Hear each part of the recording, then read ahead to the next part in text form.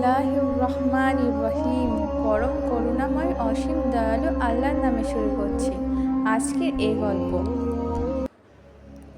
অনেক অনেক বছর আগে মিশরের জমিনে রাজত্ব করত এক শক্তিশালী কিন্তু অত্যন্ত অহংকারী শাসক। নাম ছিল তার ফেরাউন। তার প্রাসাদ ছিল বিশাল, তার সেনাবাহিনী ছিল অগণিত, আর তার ক্ষমতা ছিল ভয়ঙ্কর। কিন্তু তার সবচেয়ে বড় শক্তি ছিল মানুষের মনে ভয় ঢুকিয়ে রাখা।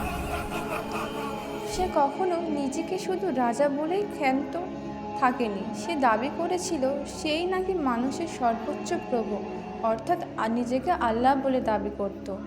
তার কথায় আইন, তার ইচ্ছাই নিয়ম। বনি ইসরায়েলদের উপর সে চালাতো কঠিন অত্যাচার। তাদের দিয়ে দাসের মতো কাজ করানো হতো। দিনের পর দিন কঠোর শ্রম, অপমান, ভয়, এটাই ছিল তাদের জীবন। এমনকি তাদের ঘরে ছেলে শিশু জন্মালে তাকেও হত্যা করা হতো, যেন ভবিষ্যতে কেউ তার ক্ষমতার বিরুদ্ধে দাঁড়াতে না পারে। চারিদিকে ছিল কান্না, অসহায়ত্ব আর দীর্ঘ নিঃশ্বাস। কিন্তু মানুষের পরিকল্পনার ঊর্ধ্বে ছিলেন আল্লাহর পরিকল্পনা। সেই সময়ে জন্ম নিল এক শিশু, যার মাধ্যমে বদলে যাবে ইতিহাস। তিনি হলেন হযরত মুসা আলাইহিসসালাম। আল্লাহর নির্দেশে তার মা তাকে একটি ছোট্ট বাক্সে করে নদীতে ভাসিয়ে দেন, যাতে ফেরাউনের সৈন্যরা তাকে হত্যা করতে না পারে। আশ্চর্যের বিষয়, সেই শিশুটি গিয়ে পৌঁছায় ফেরাউনের প্রাসাদে। যে শাসক বনি ইসরায়েলদের ছেলে শিশুদের হত্যা করেছিল, তার ঘরে বড় হতে থাকলেন মুসা আলাইহিসসালাম। এটা ছিল আল্লাহর সূক্ষ্ম পরিকল্পনা। বছর কেটে গেল, মুসা আলাইহিসসালাম বড় হলেন। এক সময় একটি অনিচ্ছাকৃত ঘটনার পর তিনি মিশর ছেড়ে চলে গেলেন ময়দানে। সেখানে বহু বছর কাটানোর পর একদিন তুর পাহাড়ের কাছে আগুনের আলো দেখে তিনি এগিয়ে এলেন।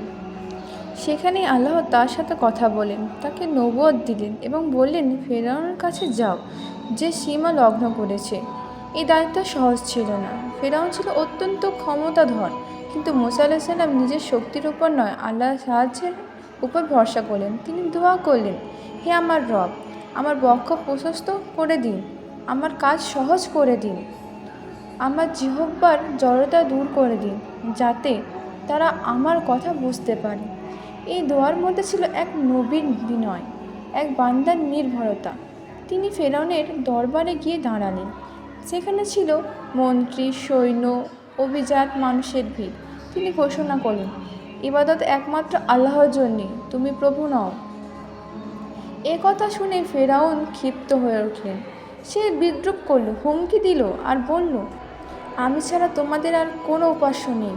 নিজের শক্তি দেখানোর জন্য সে জাদুকরে ডাকলো। নির্ধারিত দিনে এক বিশাল সমাবেশ হলো। জাদুকররা তাদের লাঠি ও দড়ি নিক্ষেপ করলো। মানুষের চোখে সেগুলো সাপের মতো হতো। মুসা আলাইহিসসালামকে আশ্বস্ত করলেন। তিনি নিজের লাঠি ফেললেন, তা এক বিশাল সাপে পরিণত হয়ে সব মিথ্যে গিলে ফেলল। জাদুকররা বুঝে গেল এটা জাদু নয়, এটা আল্লাহর নিদর্শন। তারা সেজদায় পড়ে ঈমান আনল।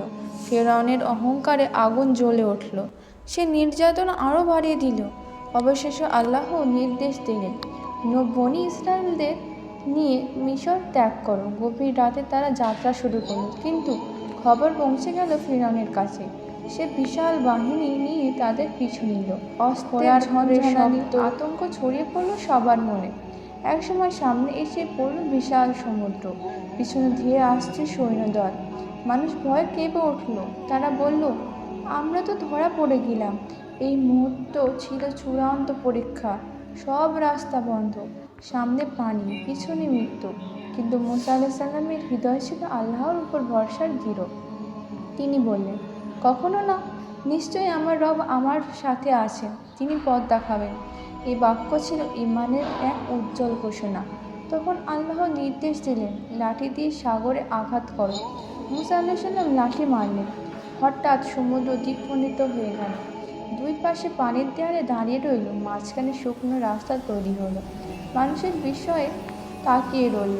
তারা সেই পথে দ্রুত পার হয়ে গেল। ফেরাউনও অহংকারে অন্ধ হয়ে সেই পথে প্রবেশ করল। সে ভাবল তার শক্তিই তাকে রক্ষা করবে, কিন্তু যখন সে ওই বাহিনীর মাঝপথে পৌঁছলো তখন আল্লাহর হুকুম এলো, পানি আবার এক হয়ে গেল। সমুদ্র তার ভয়ঙ্কর রূপে ফিরে এলো। ফেরাউন ও তার বাহিনী ডুবে গেল। শেষ মুহূর্তে সে বলেছিল, আমি ঈমান আনলাম, কিন্তু তখন আর সময় ছিল না। জীবনের পুরোটা সময় অহংকারে কাটিয়ে শেষ মুহূর্তে শিকার তাকে রক্ষা করতে পারেনি। এই ঘটনা শুধু একটি ঐতিহাসিক কাহিনী নয়, এটা ঈমানের শক্তির গল্প, এটা ধৈর্যের গল্প, এটা আল্লাহর ওপর ভরসার গল্প।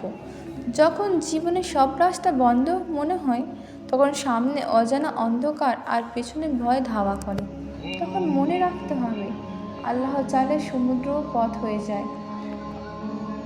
আজও এই গল্প আমাদের শেখায়, ক্ষমতা চিরস্থায়ী নয়, সত্য শেষ পর্যন্ত বিজয়ী হয়।